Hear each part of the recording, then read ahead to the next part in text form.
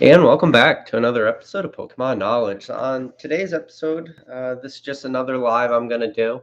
I did discover the beautiful thing about lives. It makes it a lot easier to put out content, especially if you guys are familiar with what I do.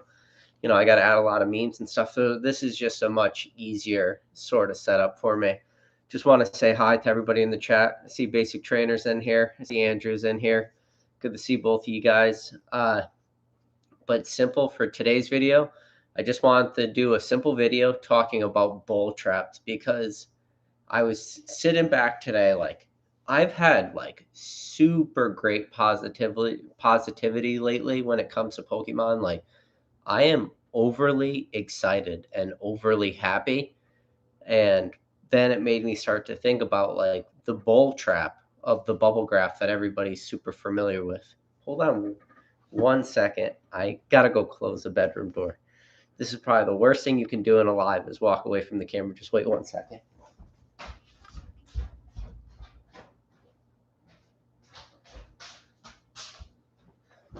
All right, I'm back. Sorry about that. The TV was on in the bedroom and I could hear it in the background. But anyways, what I was saying is it's just that like crazy feeling because of how it's just like exuberation I have right now. And I'm watching what's happened with prices. And it's funny because a lot of people are getting super nervous about it. They're getting super upset and they're talking about the crashes happening and all this stuff. And all my feelings, like I said, are just the complete opposite.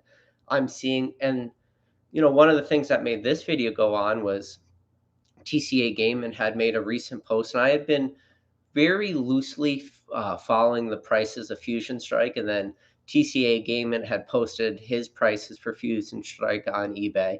And when I clicked on it, I was like, I wonder who the lowest price actually is. And at the time of his post, he actually was the lowest price on eBay, and he was charging like $112.99 or like 113.99, like one of those two prices.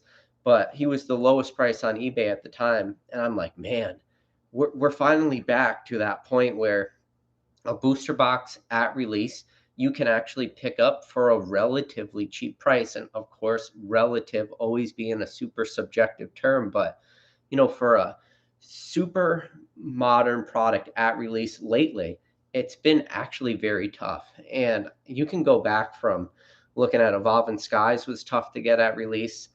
Even going back as far as Battle Styles, right at release, there were a couple very cheap pre-order prices. It was probably like one of the last sets you could really get pre-order prices in very cheap. And then once Battle Styles like hit the market, prices kind of exploded right at release. It, creeped up to the 150, 160. So when you think about like that graft or the bubble, like is Pokemon in a bubble?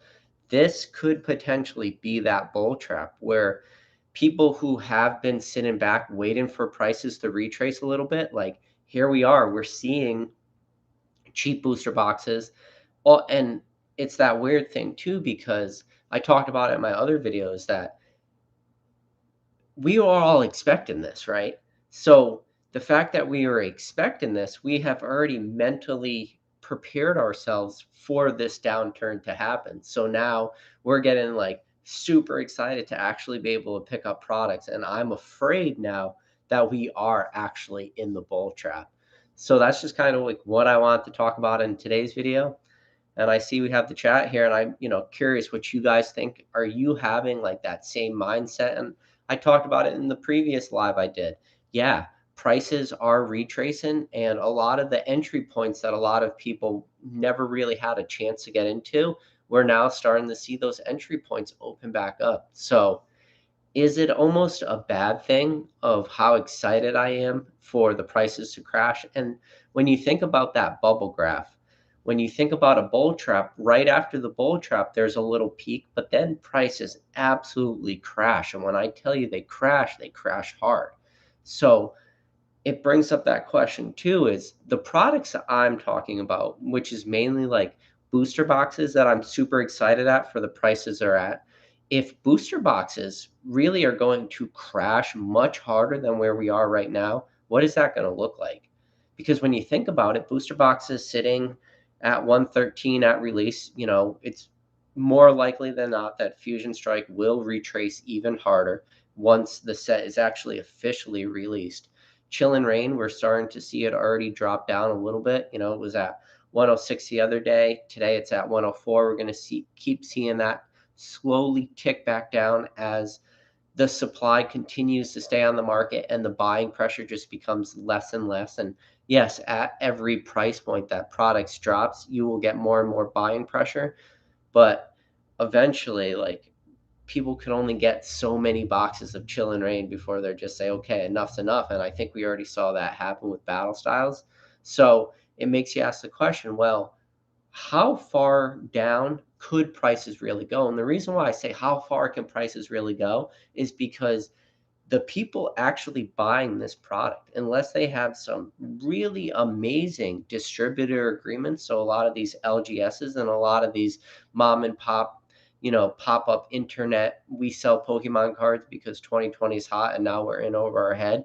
You got to ask yourself the question, how far down can prices really retrace before these guys start going in way over their head and start drowning? But for this channel, in my point of view, I don't talk about the LGS's side of it. I talk about it from the collector and investor side. So if we do see prices really retrace hard, you got to ask yourself the question, like, where can the bottom really be? And yeah, people talk about bottoms being all over the place. Yeah, is the bottom probably most realistically like 85, $80?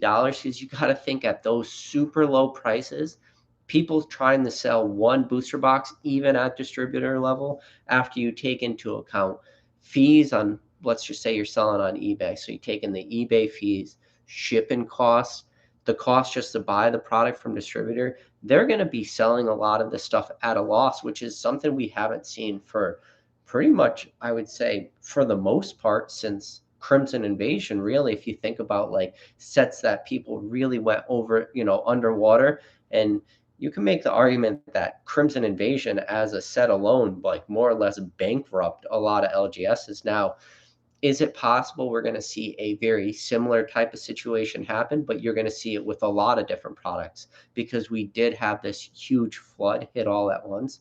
So, like, that's what I want to talk about. Like, is it the bull trap? But at the same time, realistically, what is the absolute bottom prices can crash? You've got to ask yourself the question, like, where would, and every time let's say a booster box price ticks down $10 here or there, there's got to be just a ton of buying pressure at certain dollar amounts.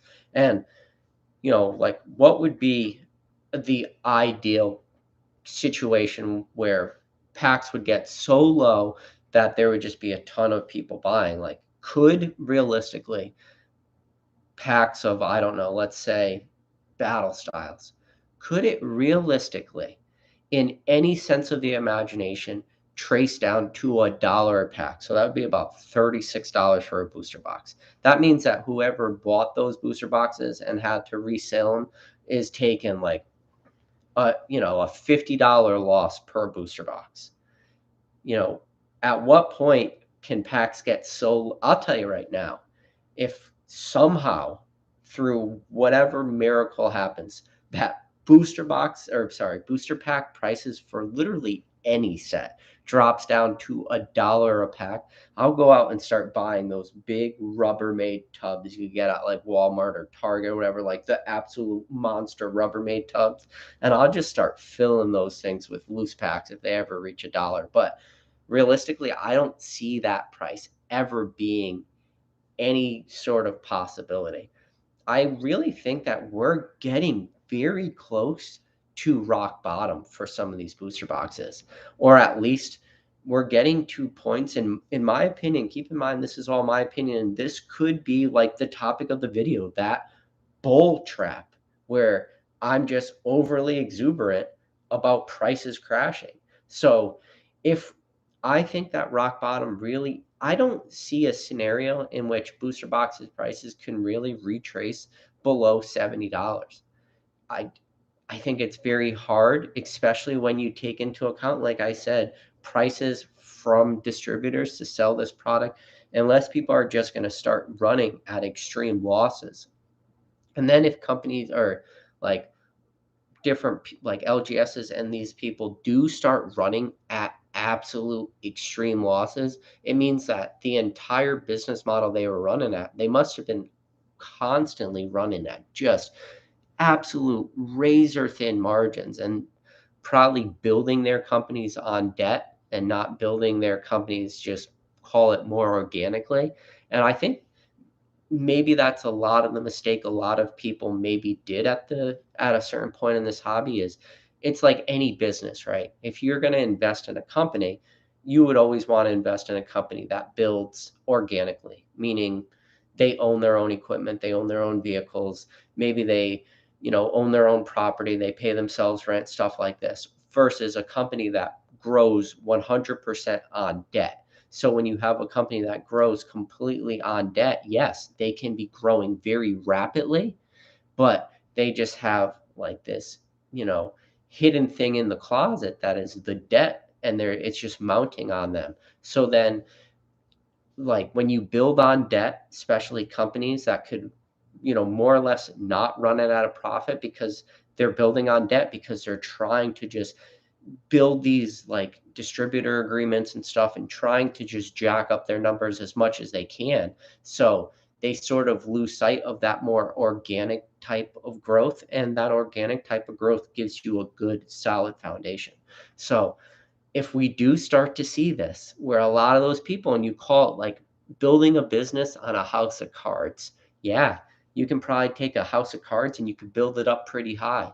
But it only takes like one or two cards to pull it out from the base of that house of cards, and the whole thing comes crashing down. So we might be in that situation right now. But again, that's is it like bad that I'm super exuberant about this time of the market? Maybe it is. Maybe it's just like I keep repeating myself. I understand, but it's the topic of this video is if we are in a bull trap, like this could be all the warning signs of that bull trap.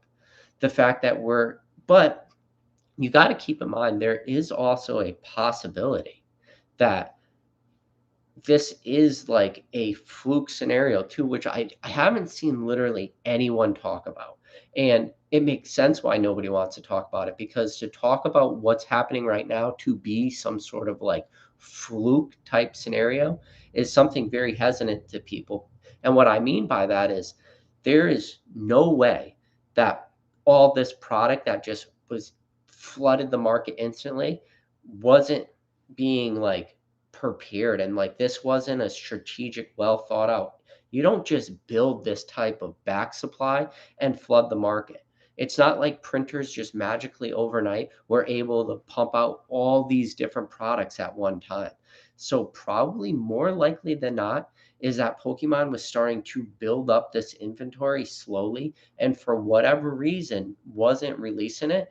And like total speculation, but this is what we do on this channel all the time is we speculate because it's fun. But let's just say you were in a Pokemon boardroom, and this is kind of spitballing it, but if you were in a boardroom at a big table and you said, "How can we kill demand?" And then somebody raised their hand and said, "You want to kill demand, you have to like increase supply." And then they might look around and say, "Literally, we can't print fast enough to meet the supply, so there's no way we could flood the market." And then maybe that person said, "Well, what if you just sit back on some of that product? What if you don't release it?"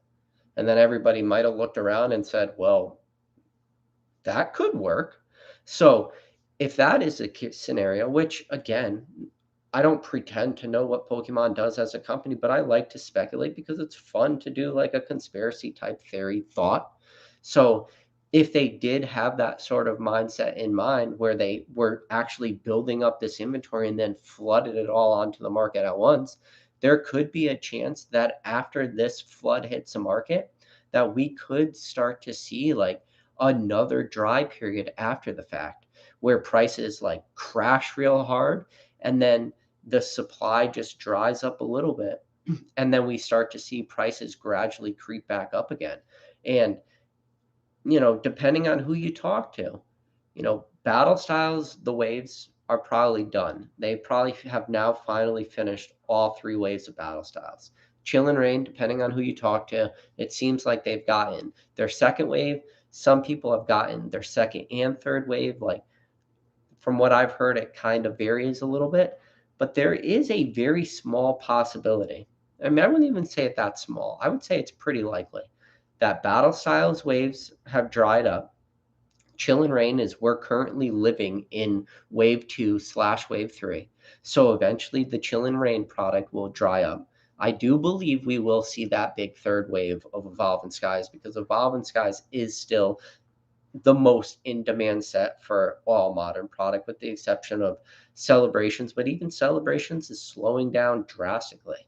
And I think a lot of people lost sight of what celebrations is. Celebrations was more of just that collector's type set and not really a crazy investors type set. And we could tell that just by the pull rates. Celebrations as a set is extremely fun to open. Oh, I gotta sneeze. Oh, thank you. See, I worked up a good sneeze doing all that rambling, but it's a crazy time in the market, and like that's why I'm actually like excited to make videos and stuff. Like, there's stuff to talk about again. There was a little bit of time in the market where it got, I wouldn't call it like depressing by any mean, but it was definitely started to be a much more uphill battle. And I feel like now, as collectors and investors, we got the wind to our backs, and we got a slow, gradual downhill jog we get to do. Like, this is our cool down run at this point. So I am just super excited about just that. But I do want to read the chat a little bit. I do want to do my best to catch up to what people are saying.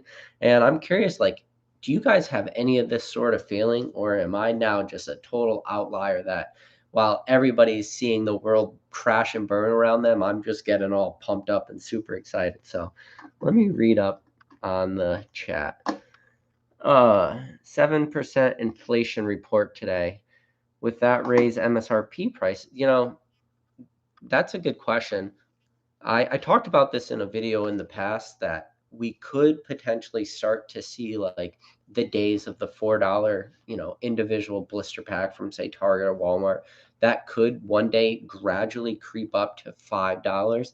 And that would be that would be about a 25% price increase. Now, we're already seeing some blister pack prices at call it at MSRP level, already higher than that when you think about like a Michaels, if you've ever got Pokemon packs from there, or a lot of different stores, you see them for like between $5.99 to $6. And that's really more like the check lane blister type price of like $4.99.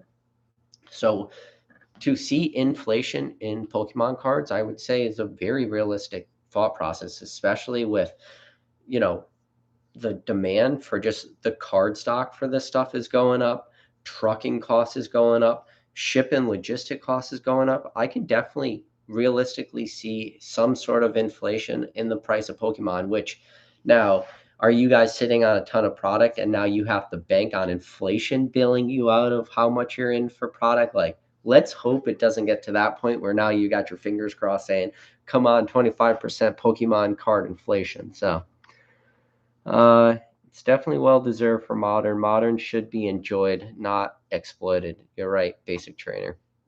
Modern definitely should be enjoyed. And I think a lot of people do enjoy Modern. I just think Modern is this crazy, like, three-headed monster. It's like you got one head is the collector, one head is the investor, and then one head is just the player.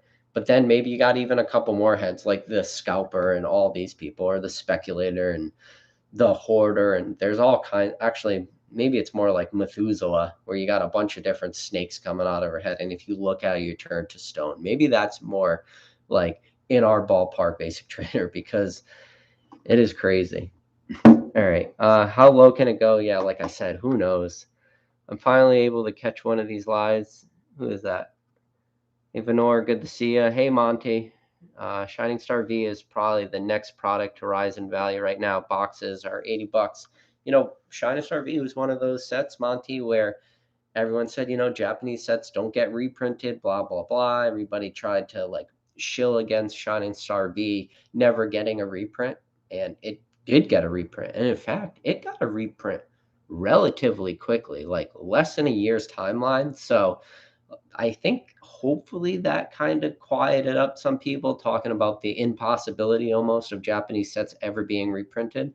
So I think if you are in the Japanese seal product area, which I am not, it's just something I have way too much going on with English. But if you do like Japanese, I think that, and you do like Shine Star V, you definitely have some, entry points right now at $80, which for a lot of people, not really me personally, but for a lot of people, I could see how those are very like nice uh, type of numbers to gain access to. So, will the psychological affect the previous sets as well? It's too early to tell, but it's definitely possible. I've always thought modern was overpriced in comparison to vintage. Either one is overvalued or one is undervalued. Market will decide, I guess. You can make the argument that really vintage is super overvalued, especially when it comes to 2020. Prices in a lot of vintage stuff, 4x, 5x, 6x.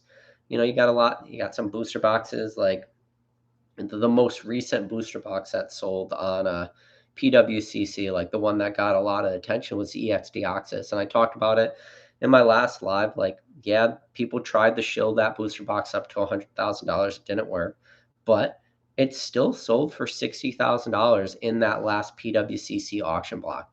That is a booster box that was selling, a year or two prior for like 5 grand. So you still went from a $5,000 booster box to a actual sold booster box at $60,000.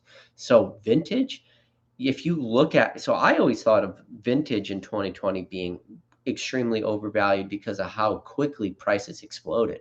When you look at some super modern booster boxes like the end of the Sword and Shield block, like yeah, the Team Up and the Cosmic Eclipse and the Unbroken Bonds and stuff like this. You get Cosmic Eclipse goes from $120 to a booster box to 450. It's a 4x, but then you have like a Deoxys box that yeah, it has the best gold stars in it, but it goes from 5,000 to $60,000. Like a lot of the vintage stuff I was looking at, like whoa, these prices are crazier when you look at a Jungle Unlimited pack that you could buy all day long and pretty much couldn't sell at $45 a pack. And then at the peak of 2020, people in box breaks were getting like between $600 and $700 for like unlimited fossil packs. And you just like, or I should say unlimited jungle packs, not fossil packs, but unlimited jungle packs were selling for like $600. I was like, whoa, vintage was what was overpriced.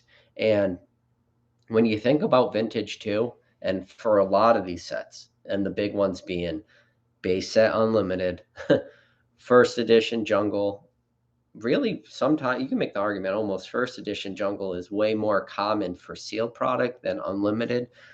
Uh, like Fossil Unlimited packs, Team Rocket First Edition, just regular Team Rocket, like those 4 sets right there was a ton, and there still is a ton of sealed product out there. And yeah, there was a lot of it opened in 2020, beginning of 2021, but we haven't even scratched the surface really of how much of that sealed product is actually out there. And then really when you talk about a ton of sealed product, I'm not really talking about like shadowless sealed products so much, and definitely not first edition, but like the unlimited base set stuff.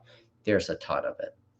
Like I would guess thousands of booster boxes maybe left. Like it's a lot. It's an extremely lot. But then you'll have other sets that almost never come up, that you never see booster boxes up for sale. Whether or not people are sitting on them and hoarding them, that's a it's a good question. But even like some of the sets you would expect to have a relatively decent amount of sealed product, you don't see them a lot of booster boxes for certain sets come up. Like some of the diamond and pearl stuff, like booster boxes trickle onto the market relatively slowly. Like there's a lot of diamond and pearl sets that you almost never see booster boxes go up for sale. And when they do, they get scooped up for like 10 grand. And there's like no diamond and pearl sets that are worth $10,000 for a sealed booster box. But yet, that's what they start selling for, is just because they become like so scarce as a sealed product. So it is this weird thing going on right now. All right. Anyways, Basic says, I've always thought modern was oh, sorry, we just read that. Why would anyone sell for that low, even if it was market price? I think he's talking about when I was talking about like the absolute bottom booster prices, booster boxes and booster packs can crash to. And the people that are going to sell those are people that are, like I said, are just well over their head. Like they're underwater.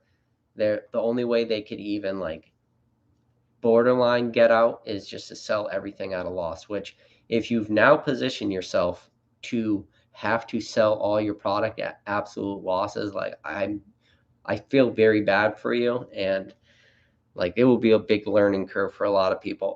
Or you're super excited like I am.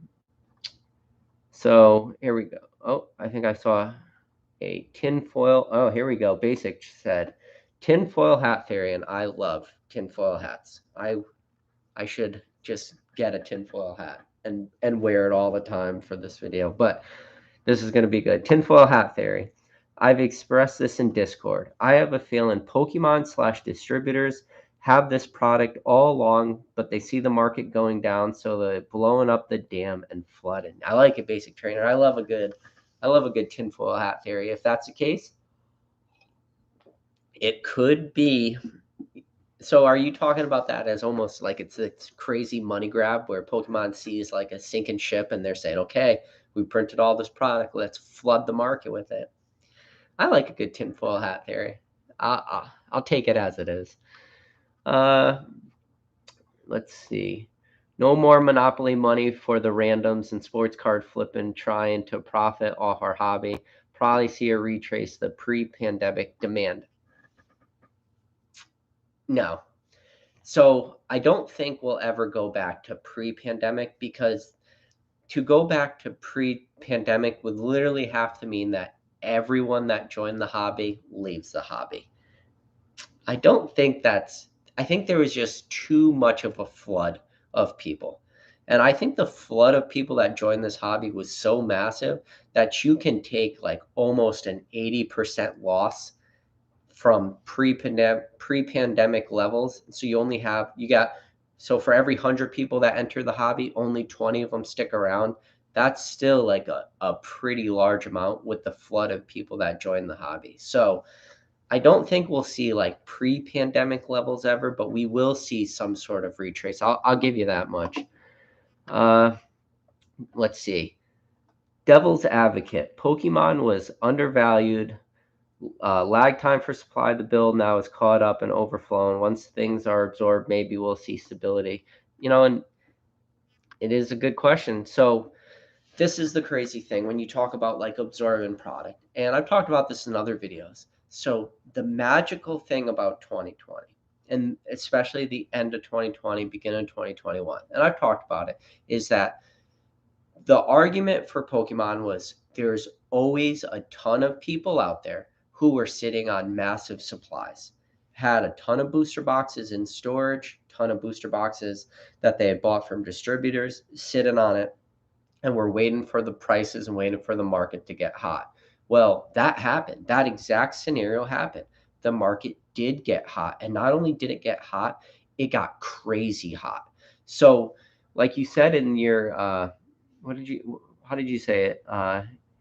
So to absorb the product. So, with that huge supply where you had all these booster boxes usually being held by people with distributors, all those booster boxes flooded the market. And then they were just absorbed by collectors and investors and everyone. They're just picking up products. So now you had all the sealed product, which usually sat in the hands of a few, now was very well diversified and dispersed to the many. So it went from the few to the many. And once it went to the many, now you had a lot of people out there with just a couple booster boxes. So the entire, buildup and supply just went away. And people like LGSs and stuff ran out of stock. They weren't able to get a lot of these sun and moon sets. They weren't able to get any more burning shadows. Forget about cosmic eclipse or celestial storm, or anything that they were able to order was gone. That entire market had dried up, and people weren't still continuing to sit on pallets and pallets and pallets of it, because a lot of the prices that they could really justify selling a lot of this super modern product, all the sun and moon era, like the last 5 sets of that block, they flooded the market with it. And the market was so strong, demand was so strong, it just ate up all that stuff. So to go back to your question now, can today's like hype and today's market continue to absorb product? Now, the big difference is that printing by Pokemon has definitely increased. I won't lie about that. Pokemon definitely is printing a ton more stuff. So the question is, can the demand that will be left after this downturn happens, will this demand be able to eat up all this product? And probably more likely than not, they won't be able to eat it up all at once. Not at least not with the buying type of pressure that it was doing in the past. So that is a good question. I don't have a perfect answer for it of whether or not the current market will be able to absorb all this. And that's why I talk about being in the bull trap. Could we be in the bull trap? The fact that, I am super excited at prices. I look around and I'm saying, yes, all these entry points that have gone away are back. I'm excited about that. But again, it's the topic of this video. Is that bull trap? So it's a good question, though. Let's see. Modern booster prices are basically back to pre-2020. For super modern stuff, yes. Now, are booster boxes prices for products that were around pre-2020, are those products back? No, they're not. Anything pre-2020, all those products, while yes, they were selling at today's prices, they're not valued at today's prices anymore. They're super high. So Hobby Lobby charges $7.99 for single blister packs. Whoa, I haven't been to a Hobby Lobby in forever. I have no clue what they charge. I need to see $90 to call it pre-2020 prices. So Mason said booster boxes will never be $90. You are all insane. As we sit here, and Chillin' Rain is creeping down to like 102 on eBay, and Battle Styles is holding strong at that $85. Uh, let's see. Basic said I didn't say it would be, but prices pre-2020 was $90. Mason, everyone said I was insane, and I am, but I called it. I don't know, Mason. Weren't you kind of famously saying that we would never see booster boxes retrace past that 120? That the days of booster boxes below 120 like kind of went the way of the dinosaur? I don't know. Let's see. Booster boxes can't be $90. If stores have to pay 85. Yeah, Mason, you missed the beginning of this video, but that was exactly what I talked about, that in a way, like what could the bottom realistically be? And then I talked, the only way the bottom could get lower is if you had companies that were totally building supplies with just debt. They weren't building their like distributor agreements. They weren't building their businesses organically. They were just building everything on debt. So if they were building literally everything on debt, and they were just kind of pushing that debt in the closet and hiding it, eventually it was just going to pile up until eventually they would have no other option than to sell everything at an absolute extreme loss, like, and potentially go bankrupt if we do realistically start to see booster box prices selling below that $85, where, yeah, like you said in your comment, there would be no way to make money. And I hope that's not the case, but it's it's definitely a possibility. And Mason, you probably know more than anyone as a business owner, like, you understand there's the right way to grow your Pokemon business, and there's probably the wrong way to grow it. And I don't own an LGS, but I'm sure you would agree that growing it 100% on debt and just building that house of cards up, and then somebody pulls out a couple cards on the bottom, or you get a bad set, like go back to Crimson Invasion or something, like I said earlier in the video, and you pull that card out of the bottom, and that house of cards comes crashing down. Basic says, if there's a potential full Madison product is not flying off the shelves, at what point does prices for distributors reflect this as well? Supply versus demand. So I have to admit, it seems like distributors were also very greedy at this time. Like, it sounds like distributors were able to charge whatever they want, and a lot of people were paying that stuff. Especially, I know from what I've heard, again, I can't say this with all confidence because I'm not an LGS, but it does sound like a lot of the Hidden Fates prices and stuff for some of the very last waves of Hidden Fates that trickled out. It sounds like a lot of like the prices from distributors were extremely high. So we'll see what happens there. Like, if eventually distributors start sitting on enough product, like it would make sense that the market would just dictate whatever their prices are. And if nobody's buying their product at, call it $100 for a booster box, like they're not going to be able to sell it, and they're literally going to have no other option. And that's just simple supply and demand, right? You have the supply, but there is no demand. You got to lower your price. So that'll be interesting. Let's see. Mason said, how bad do you want it? Yeah, so pretty bad, but also have heard it should be allocated. $90 was a price point, never said 120. Okay. They are selling Chillin' Rain blisters at my local Cracker Barrel now. Lots of product. You can't say now. I want to say that Cracker Barrel has sold Pokemon cards for a long time. And for whatever price you said, what did you say? Yeah, you didn't put the price, but yeah, Cracker Barrel has sold Pokemon cards for a while. Mason says he feels attacked. I'm not attacking you, Mason. I'm just talking. I'm just talking about like how the market is just crazy right now. Distributor fees make more sense until they don't. Yeah. Uh, but it's just, so back to the point of this video though, is that bull trap is that I'm definitely finding myself be way too excited. And I don't know about you guys out there. Like, I want to know, are you guys feel you're more collectors, or are you more investors, or are you something more of a hybrid? But man, if we are in a bull trap, like that entire graph was true the whole time. And I always thought that the Pokemon bubble, if we were in the bubble, would look very different. And we wouldn't like be able to identify the areas of the bubble we're in.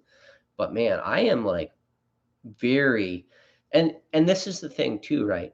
Where at booster box prices of 140 and creeping up, Evolving Skies for 180 and all this stuff, that was when I was the most afraid of the Pokemon market. Like, it was definitely a huge period of time where I was very disturbed, very scared, very standoffish. I didn't want to literally buy anything. Buying product, getting product became an extremely, almost a nightmare in a way, because in order to get prices at the absolute lowest, even through the height of prices, there were still different online retailers that you can do pre-orders for. Some online retailers started ordering like different bulk lots where you can get like 2 booster boxes and an ETB, or if it was 2 ETBs of different arts and booster boxes, and you can start doing bundled deals. And then, yeah, you'd have to shell out like $500, but then your prices for booster box, you could get them back to like $100, and ETBs, you can get them at the $39.99 by doing this bundle type deal. But even that got harder and harder to do, meaning those good deals started getting harder and harder to find. Even the websites that forever we would go to do pre-orders, were no longer viable because the pre-order prices went from, $92, then they went to 99, and then next thing you know, they were 129 for a booster box at pre-order. And it's like, whoa, it is almost impossible to get any sort of pre-orders at that MSRP or slightly below prices. Like that became extremely hard. It almost became impossible. And yeah, when you would have like a good release, like a Pokemon Center release, what doesn't matter the product, you know, there would just be a massive flood to the website because people were trying to pick up whatever product it was at the time for MSRP. And people were like starving for product in a way where they would literally buy up anything off the Pokemon Center. Yeah, of course, everyone talks about the hot stuff on Pokemon Center. People talk about the Pokemon Center exclusive ETBs, and they talk about like they haven't done it in a while, but like when they would release some of the Hidden Fates tins, they released like a bunch of the Sword and Shield era ETBs. Like I don't know if they were backstock or what, but a couple of those hit the Pokemon Center. They were up for like minutes, 10, 15, 20 minutes, and those things just got bought out. It was crazy. The Ultra Premium collection, stuff like this, the demand just got so crazy that was when I was the most hesitant to buy product because it just wasn't worth it anymore. So it's just such a crazy change right now to go from being scared of everything and now wanting to buy everything. But at the same time, when I didn't want to buy anything, there was still a ton of people out there buying this product. So you got to ask yourself a question. I brought it up in the last video.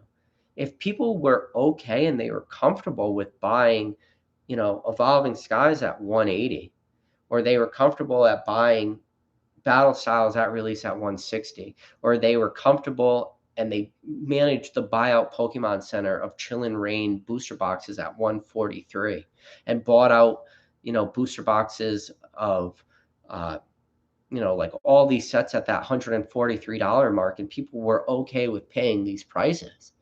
Now prices retrace, and now everybody just backs away and they're like, whoa, $110, $102, $120, $85. Like, whoa, now I'm not going to buy these products because prices actually make sense. It is such a weird, just flip. People only want to pay exorbitant prices. Once prices start to drop, then they don't want to pay it anymore. It's crazy. Like, I don't know if it's that mindset or that FOMO where people have now built it into their mind that they only want to pick up product at like the height or when the popularity of products is at its absolute peak. It's such a backwards type of thinking. Like, and I wish I could like talk to some people and ask them, be like, why was it okay for you to buy uh Evolving Skies booster box at 150, 160, 180. But now that it's retraced down to 124 on eBay, like now you're afraid to buy that? Like, what the heck is going on? And we've talked about it before. There was probably nobody out there who would realistically say that like Evolving Skies booster box wasn't going to retrace after wave 2 and eventually wave 3 will come out. There was no way Chillin' Rain wasn't going to retrace. There was no way that Battle Styles could stay at the high of 160. There was just no way. It's just an amazing mindset that people go through now where product becomes available and now they get their cold feet or they don't want to add or whatever. It's a weird mindset. So let's see. Let's get back to the chat. Read some more of this. Mason said, I'm not trying to take on Pokenology. He's much smarter than me. I don't think so, Mason. I think you probably have me beat there. Feel bad for people that brought heaps of product thinking it was free money. I hope they have other investments and secure income. Yes. Listen, do we need to do this right now and talk the obvious? Listen, at no point am I a financial advisor. I'm just a guy behind a camera talking. But please, if you guys are investing in Pokemon, I pray to God that you are actually diversifying your investment portfolio. I hope that Pokemon is a hobby and not where all your money's going. Like that's just ridiculous. So, yes, let's hope that's not the case. And listen, we live in 2021. There's a lot of free money out there. It's just people use the words tendies and stuff. Like it just seems like anything you purchase right now goes up. You can just go with the hype for a lot of this stuff. Oh, you want GameStop? Go ahead, buy GameStop. You want AMC? Buy AMC. You want to do normal investments? You want to have your 401k? You want it to be a Roth? You want a backdoor IRA? You want a mutual fund? You want a brokerage account? You want an annuity? You want, whatever sort of investment you're going to do? Like, yeah, do that.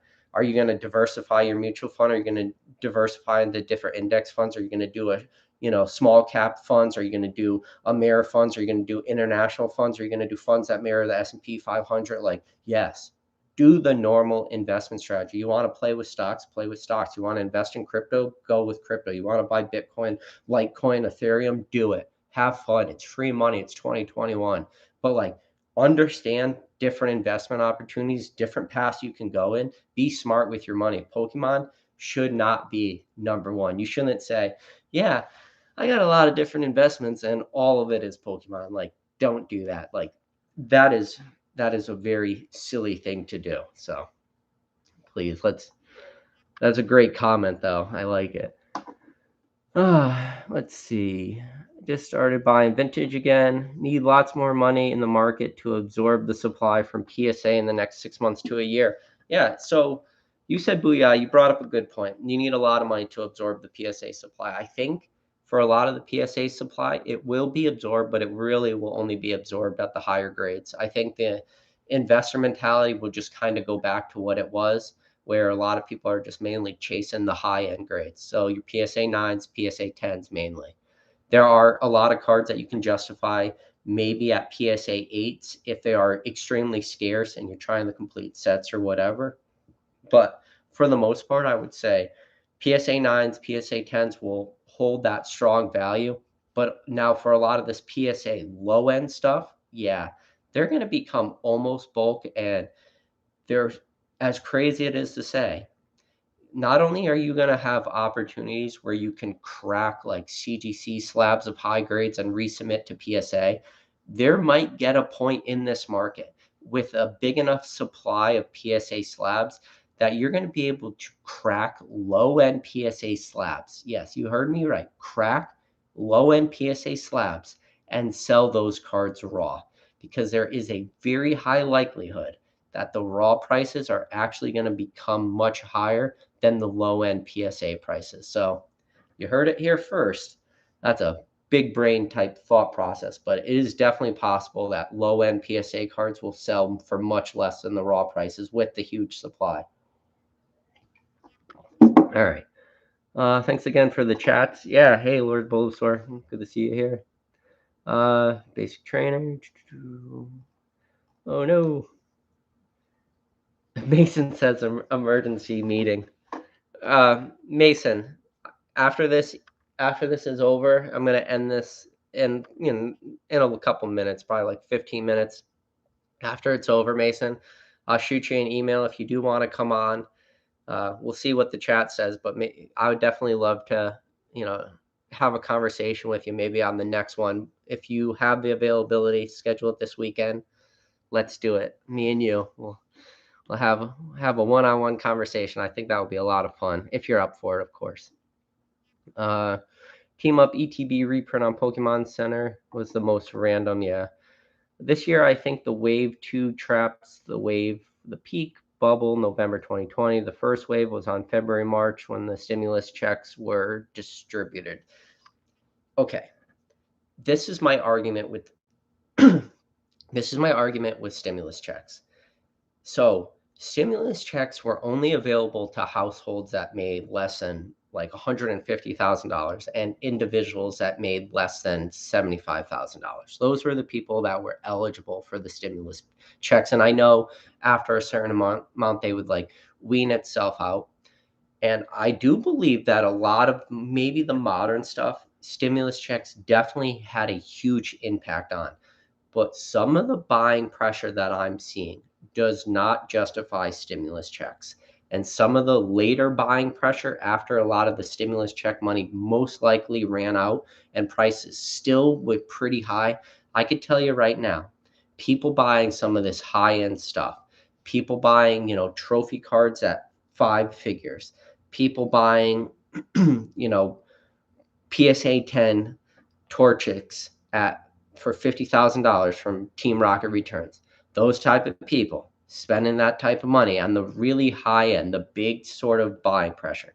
People even buying booster boxes of Sun and Moon sets for, $500 for Team Up or $600, whatever the hell Team Up is at. Those people, there's no way that it was all stimulus check money. Like those prices go way too high. The fact that I can't find good deals sometimes on eBay for a lot of the higher end chase cards I'm looking at for prices that are still pretty cheap. And when I talk pretty cheap, I'm talking some higher end stuff, between that $1,000 to $4,000 price point. The people buying those cards, it's probably more likely than not that they weren't just living or dying off stimulus check money. If anything, those guys were living off like PPI business loans and they were buying Pokemon cards with their small business loans from the government. Maybe that's more likely. But I'm not gonna lie. Like I'm sure the stimulus check had a huge like flood to the market, and I think even like through the crypto space and all the different investing platforms, I think that had a big part to do with it. And even like, people get tax returns back and stuff. Like first of all, you shouldn't really be getting tax returns back at all. You should be paying just the right amount of taxes so you don't get money back, don't give the government out free loans. But yeah, I could understand what you're saying. That stimulus check money would make a difference. I'm not ignoring it, but I'm talking on the high end, it probably doesn't make a difference. Um, I think there was a lot of shill bidding going on when the lockdowns were in effect and incited a lot of FOMO and others. So I've done videos talking about shill bidding in the past. Shill bidding is a very rare, very real thing. It is not a rare thing. Some of the shill bidding nowadays is just gotten lazy too. And what I mean by shill bidding is gotten lazy, like the good shill bidder runs multiple eBay accounts. I mean, they do. They run an eBay account where they sell literally anything, you know. They sell, I don't know, pillows, whatever they have floating around their house, and it has a high, eBay feedback score. Then they have a lower end eBay account that maybe is sitting around 100 to 200 because that's the account that they only buy stuff on. And then they probably have their eBay account that they only sell Pokemon cards on. I would say that most shill bidders have three accounts that do just that: the Pokemon account, the everything else account, and the account that you only buy stuff on. You bid with the two other accounts on your Pokemon one because you bid on the eBay account that has a feedback score of 200 plus and the one with 100 plus, and it doesn't look like shill bidding. But we are gotten past that point now. Now we're starting to see shill bidding with, burner accounts with zero feedback score and one feedback score. Like people have just gotten lazy with shill bidding. Yeah, but shill bidding is definitely a real thing. And then, like I said, like have a little bit more respect for yourself, guys. If you're gonna shill bid, at least freaking do it right. I don't condone shill bidding. Let's see. I think there were a lot of. All right, I learned my lessons when I bought two Battle Styles ETBs for $60 each on the first wave. Now I wait to the second waves for most things. Yeah, those Battle Styles ETBs at $60. Yeah, you did get pretty beat up. Did you buy them to keep them as sealed, or did you buy them to open them? Maybe your only saving grace there is you bought them to open them. Maybe you were at least able to enjoy them at release. Like, yeah, $60 for Battle Styles ETBs is, yes, very rough. But, you know, I'll put it this way too. If you did do that and you bought Battle Styles ETBs at $60 and you bought two of them, you paid $40 over for MSRP and you learned your lesson and it was a $40 lesson, like, you could look at it on a good way that you learned your lesson and it only cost you $40. Like, you could try to look at the bright side of some stuff. Not everything is perfect, right? Let's see. MILF token to the moon. God, just we should make our own token. Why haven't we made our own token?